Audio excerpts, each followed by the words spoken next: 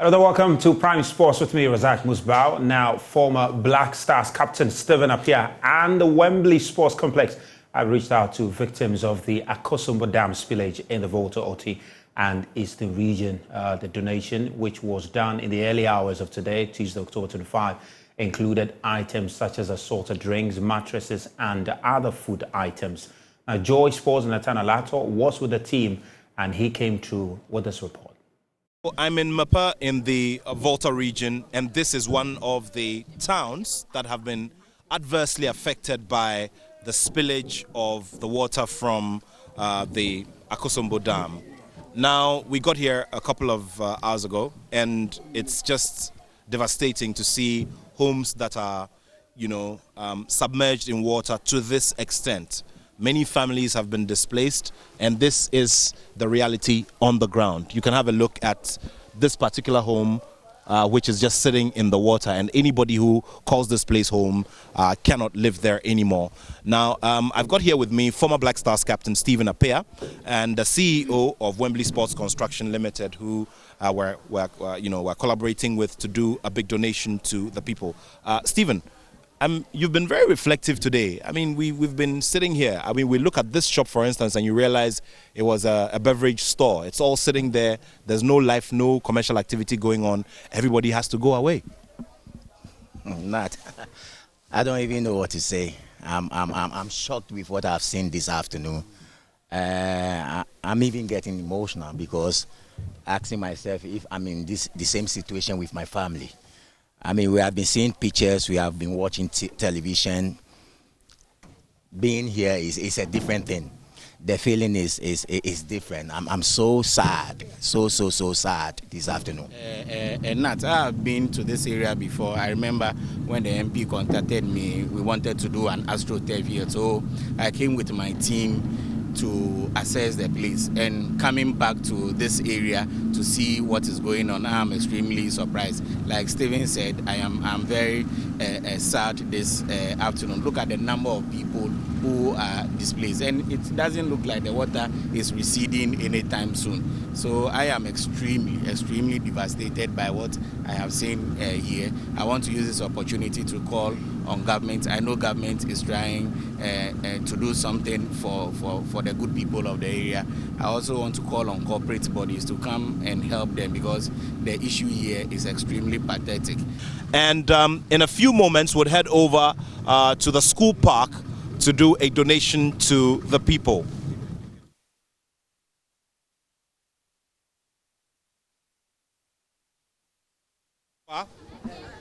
The former captain of the Black Stars, Stephen Appiah, and the CEO of Wembly Construction Limited, Mr. Robert Coleman, and my good self, Nathaniel Atto, have decided to come over and support his efforts here so that all of you can get some relief. Thank you very much. Thank you. On behalf of my people, we want to express our gratitude to you, to Wembly Construction, to our icon, the legend, Stephen Appiah. We are very grateful that you have remembered us in this time of excruciating pain and difficulty. So we are grateful to you. God richly bless you. God bless all your endeavors. And I would like my camp leader to say a few words. Okay. Yo, mi dakpe na mi le mi onu gbogbo yo mi wo fifi la yeta. Mi dibe enu ye maganye enu ike wanye fifi la yeko evo. Because enu ye jo fifi la ya menye enu vie onyo. Ame gbogbo onu ochi enu ye me. Eta mi de kuku na amasiame be no na mi pepelengu nyatengu ajocho fu pepe yo me akpe na mi. So he's saying that he is very, very grateful on behalf of his colleagues in the camp, and what has happened is really difficult, is untold, hardship is unbearable, but they are encouraged by your visit. He's also saying that it should not be a 9-day wonder, it shouldn't end here. He would want that every Ghanaian emulate the gesture that you have extended to them, so that you keep the support coming so they can survive, because they've lost their livelihoods. All their farms are destroyed, all the fish ponds are destroyed, all the shops are destroyed, and this is only how they can survive for now until they are resettled and compensated. This gesture is one of many that have come into this area, but the reality of the situation is that people have been displaced and a lot of help is needed. The people were excited to see former Black Stars captain Stephen Appiah and Mr. Robert Coleman, who was even planning to come and construct an AstroTurf in this area. This is the reality of the situation, but at least this gesture and many others are bringing gradual relief to the people. Nathaniel Atto from the Roman Catholic School in Mapa in the Volta region of Ghana. Now, the draw for the preliminary round of the MTN FA Cup has been held at the GFA Secretariat earlier today. Clubs were zoned regionally and based on proximity, resulting in a number of local derbies at various match venues. Now, the games which will be played from Friday, October 27 to Monday, October 30, 2023, there will be a renewal of rivalries when Wasunta, for instance, take on local Mana in Wa, Steadfast taking on Tamale City, and Okoye United also taking Kotoku Royals. Let's take a look at the fixtures, starting with the fixtures on Friday, and it's Kasagulu Arrows Hetsi playing Mole Nationals, and Atram Devisa play Banana in, whilst Wasunta will also play Mana, and Dipancha Teacher will play Northern City FC as far as the fixtures. And on Saturday, in South Kwaman, we'll also Bafo Soccer Academy. Entire Lives play Akachi All Stars. Miramano United play Atesekrum FC, and the Kwaiman United play Basake Holy Stars. Hoho United play Bebeto FC, and Aquari Stars play Borga FC. Narnia and Aborts and Vision and Desidero will also play on Saturday. And on Saturday, the fixtures will continue. And, well, Asakem will also play Ken Pfizer on Sunday. And Blue Skies, Pelicans will play Ken Palace, Kings Palace FC. Sasamo, Penin FC play Akwaboso Youngsters. Auroras will also be in action over there. And Sunyani Oxford FC will also play Union Rovers. And Venomous Vipers play Young Red Bull. And Benab will also play Future Stars FC. But the action does not end there. It goes all the way to Monday when Akwini Stars play Afla Agbogba, and Koforidia Sushen SC play Storm Academy, and Krodia All Stars United will play UCC Youngsters, and Hila Stars will also play Wa Sori Nante FC. Now, winners of this round will then face the 18 Ghana Premier League clubs in the round of 64. Well, the Ghana Football Association has also offered the Ghana Man Technical Center Pram to Apem Dakwa ladies in preparation for the CAF Women's Champion League. Now, the week-long camping in the facility is fully funded by the Ghana Football Association as a contribution towards their campaign in the main Champions League.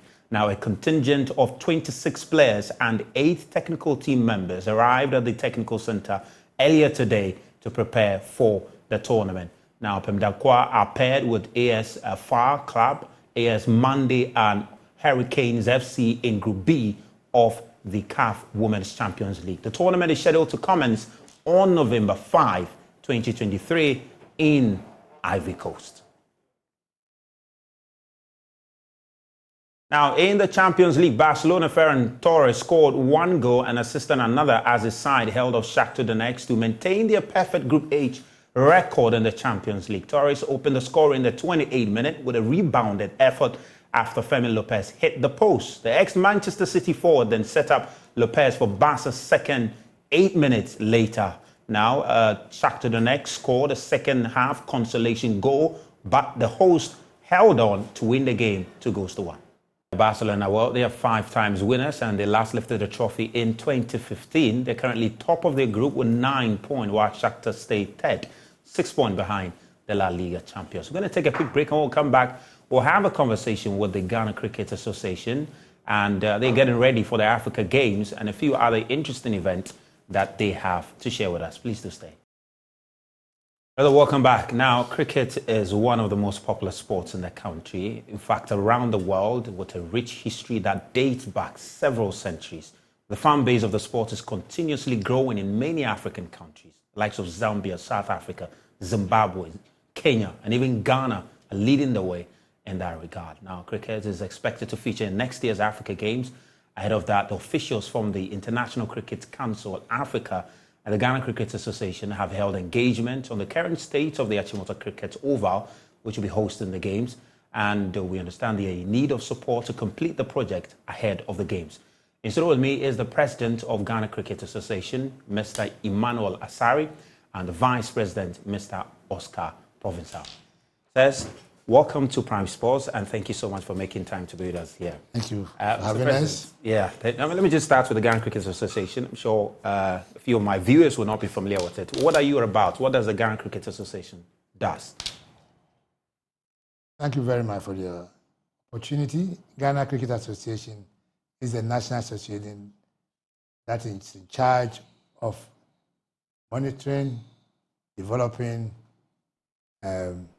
regulating the game, and making sure that all clubs that play Ghana cricket, in Ghana, will be taken care of appropriately.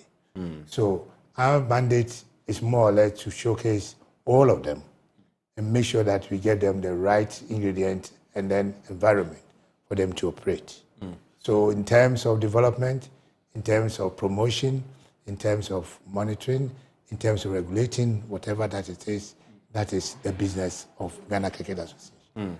I mean, the sport is gradually gaining momentum in the country. What will be your, honest assessment of how popular the sport has become in Ghana since its inception? Yes, we have a very rich heritage of the game dating back in the 1900s. And it might interest you to know that cricket was even played at the international level in 1904, at the same time that the first soccer match was also played internationally. And so we have that background. But unfortunately, we have not been able to accelerate the growth, as it were, that has happened in soccer. Primarily because the government's attention is more focused on that one than possibly this one. But I can also tell you that in the early days, even coming up to the 60s, 70s, and 80s, we had cricket, vibrantly in so many of the secondary schools in Ghana and all the public universities at that point in time, together with some colleges. Those days they were called training colleges in the country. And then after the event of the 1980 coup, it looks like everything more or less simmered down. And so from the 1990s, the Ghana Cricket Association has been in the process of trying to revive these things from the schools and the colleges and some of the universities, as it were, presently. Interesting. Well, you've been engaged in a number of, tournaments. The last time you were in South Africa, you had some games against Germany and a few others. You were even looking to be at the World Cup. But coming up is early next year, the Africa Games, and luckily or fortunately, Ghana cricket is going to feature in that, and Ghana will be hosting that at the Achimota, Oval there. And there was an engagement that you had recently with the, International Cricket Council of Africa. Tell me, what was the outcome of their engagement? Of course, I understand the focus was on the state of the facility. What is the state of the facility now, as we speak? Are we ready for the Africa Games? Well, we're on the road to getting ready. We're 60, 70% there. As you well know, all games need funding. Government does its bit, we have to do our bit. And since we are very passionate about the game, and we've made history because for the first time in the history of the games, cricket is being played. And not only that, based upon our achievement of getting cricket into the games, it has served as a catalyst for cricket being included in the Olympic Games. So you're going to see cricket being played in Olympic Games, and hopefully you'll see Ghana in the Olympic Games. And so going forward, there is a huge opportunity for cricket in the country. Another thing that the Ghana Cricket Association has been able to do and lobby is for cricket to be included in the GES curriculum, sports curriculum. So now cricket is going to be played in the schools. And so this is a moment for us to get cricket off the ground. But, it's a sport that requires a lot of funding. And for us, in terms of not just the games, we're looking at sustainability, obviously. Our immediate attention right now is to get the facilities, fully up to international standards. We're 60-70% there. And so we're basically appealing to corporate Ghana. And the meeting that you alluded to with ICC brought together, for us, once again, historic, because we've had ICC come to Ghana and also join us in this effort. We had the president from the Nigerian Cricket Federation, the ICC reps. We had various representatives from corporate Ghana. We had the South African Business Chamber. There are many countries, companies in Ghana that are from South Africa. So we're appealing to them. We're appealing to the Indian community, and especially to the countries that play cricket in the world.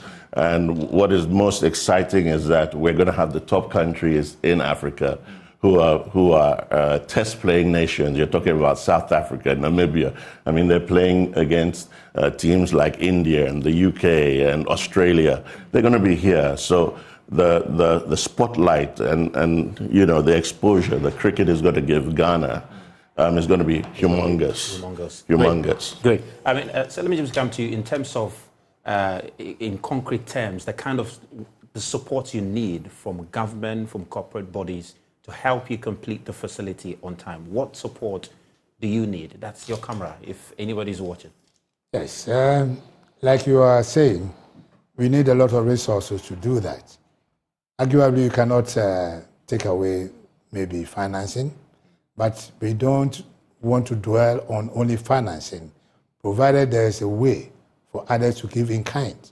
All that we are interested in is to make sure that the facilities are up to international level. And that is why we are appealing to government and corporate bodies to do that. Yes. So the whole thing is open. But most importantly, we wish that our government will come to our aid much more than maybe we are seeing now. So, Professor, just finally, any means they can contact you, website, social media handles they can contact you, you can put them out. Okay, we'll do that. Definitely do that. But I just want to say that PwC, PricewaterhouseCoopers have been fantastic supporters of the games that prepared us. Well, Ghana Commercial Bank and a whole host of DCB Bank. So big corporate entities are getting involved now in cricket. We want people to join the bandwagon, to come on board, and the opportunities are huge. We're growing child cricket as well. It's going to be huge. The ladies are going to be here for the games as well. It's not just the men who are playing. It's expected to be fun. Really exciting. It's going to be exciting. So. Well, amazing. We're going to keep the conversation and the spotlight on cricket. We're going to keep talking about it even before the games do commence. Mr. Osare, thanks so much for coming to the studio. Thank you for having me, sir. And also thank you very so much for coming to Mr. Oscar. Well, that's the team from the Ghana Cricket Association, and here at Joy Sports, we'll keep tabs on it and come in there, support, and let's see the Achimota Oval fully completed. My name is Razak Musbao, and I support cricket. Have a lovely evening.